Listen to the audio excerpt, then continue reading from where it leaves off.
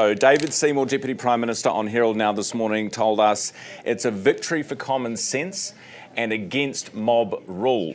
This is in relation to New Zealand deciding at the weekend not to recognise a Palestinian state. Winston Peters made that clear at the UN. Joining us is Jeffrey Miller, geopolitical analyst. Jeffrey, good morning. Good morning, Ryan. Well, first of all, what do you make of David Seymour's comments? Look, there's a lot of polarisation with this issue. If you've looked at social media over the weekend, you'll see plenty of people in favour of decision and a lot of people against it. And there's not much in between. And I think you saw the Israeli reaction to this decision. Sharon Haskell, the Deputy Foreign Minister, said that it was an act of moral courage and common sense. And those words, common sense, are being reflected there with David Seymour as well. So it's very much a division here, which I think is a shame because I don't think this necessarily should be a partisan issue. And I don't think it was until the weekend. I think National in particular and Labour were quite closely aligned with their positions on Gaza and on the war. And New Zealand really has broken ranks here on this decision. It has moved away from the likes of Australia, Canada, the United Kingdom. These are countries with which New Zealand stood quite closely over the past 18 months, almost 2 years since this war began.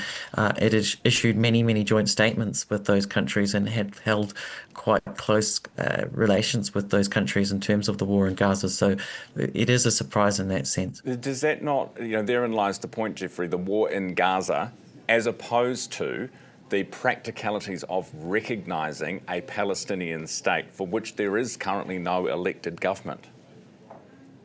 Look, I take your point, but I think the issues are inextricably interlinked here, Ryan, because the whole point is, why are countries looking to recognise a Palestinian state right now? Well, it's because Israel is doing its utmost to make a Palestinian state impossible. And Benjamin Netanyahu, who spoke some hours before Winston Peters at the UN in New York, said that it would be national suicide to allow the creation of a Palestinian state ever. So Israel is totally against a two-state solution. The United States is backing it up on that. And New Zealand, I think, will then be seen in that category, even if that wasn't Winston Peters' intention.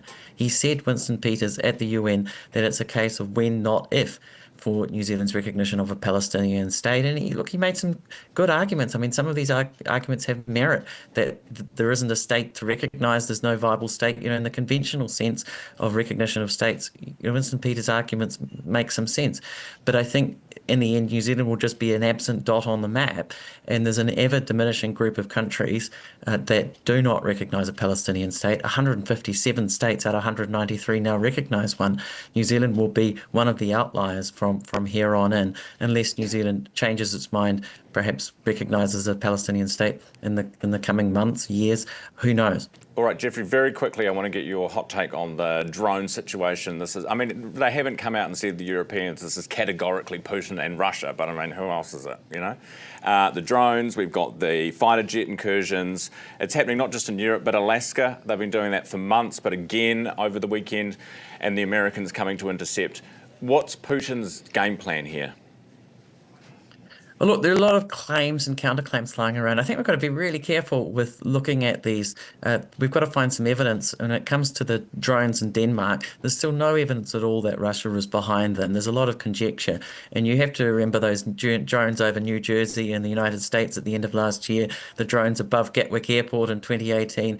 There have been various scares like this in the past. So you're calling conspiracy? The one that is real and is substantiated were the drones over Poland that were shot down, some of them, by NATO. And look, that is concerning because it's an escalation and we need to de-escalate on this front. We do not want this war getting out of hand, getting even worse.